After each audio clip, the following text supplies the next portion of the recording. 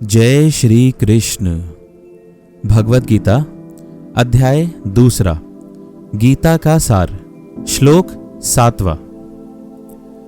कार्पण्य दोष उपहत स्वभावः पृच्छामि त्वां सम्मूढ़ चेतः यत् श्रेयः स्यात् निश्चितं ब्रूहि तत्मे शिष्यः ते अहं साधे मां त्वां प्रपन्नम्।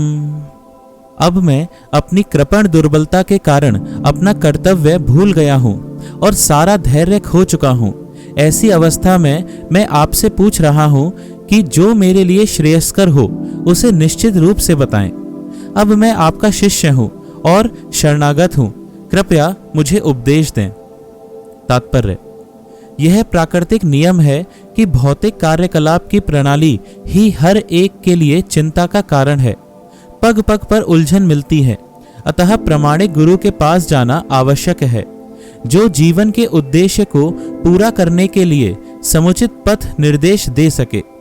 समग्र वैदिक ग्रंथ हमें यह उपदेश देते हैं कि जीवन की अनचाही उलझनों से मुक्त होने के लिए प्रामाणिक गुरु के पास जाना चाहिए।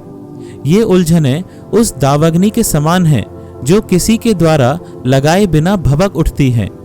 इसी प्रकार विश्व की स्थिति ऐसी है कि बिना चाहे जीवन की उलझनें स्वतः उत्पन्न हो जाती हैं। कोई नहीं चाहता कि आग लगे, किंतु फिर भी वह लगती है और हम अत्यधिक व्याकुल हो उठते हैं। अतः वैदिक वाण्ड में उपदेश देता है कि जीवन की उलझनों को समझने तथा समाधान करने के लिए हमें परंपरागत गुरु के पास जाना चाहिए। जिस व्यक्ति का प्रामाणिक गुरु होता है वह सब कुछ जानता है, अतः मनुष्य को भौतिक उलझनों में न रहकर गुरु के पास जाना चाहिए। यही इस श्लोक का तात्पर्य है। आखिर भौतिक उलझनों में कौन सा व्यक्ति पड़ता है?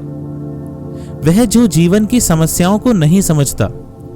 ब्रह्मदारण्यक उपनिषद में व्याकुल व्यग्र मनुष्य का वर्णन इस प्रकार हुआ है: कृपण वह है जो मानव जीवन की समस्याओं को हल नहीं करता और आत्म साक्षात्कार के विज्ञान को समझे बिना कुकर सूकर की भांति संसार को त्याग कर चला जाता है।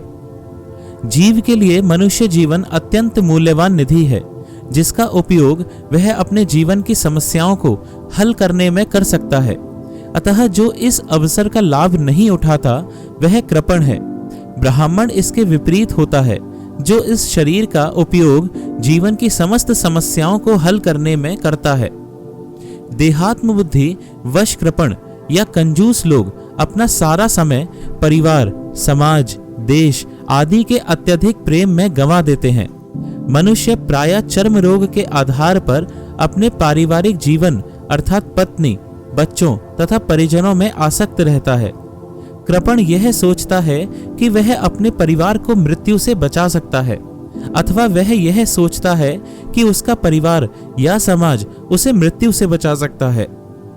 ऐसी पारिवारिक आसक्ति निम्न पशुओं में भी पाई जाती है, क्योंकि वे भी बच्चों की देखभाल करते हैं। बुद्धिमान होने के कारण अर्जुन समझ गया कि पारिवारिक सदस्यों के प्रति उसका अनुराग तथा मृत्यु से उनकी रक्षा करने की उसकी इच्छा ही उसकी उलझनों का कारण है। यद्यपि वह समझ रहा था कि युद्ध करने का कर्तव्य उसकी प्रतीक्षा कर रहा था, किंतु कृपण दुर्बलता के कारण वह अपना कर्तव्य नहीं निभा रहा था। अतः वह परम गुरु भगवान कृष्ण से कोई निश्चित हल निकालने का अनुरोध कर रहा है। वह कृष्ण का शिष्यत्व ग्रहण करता है।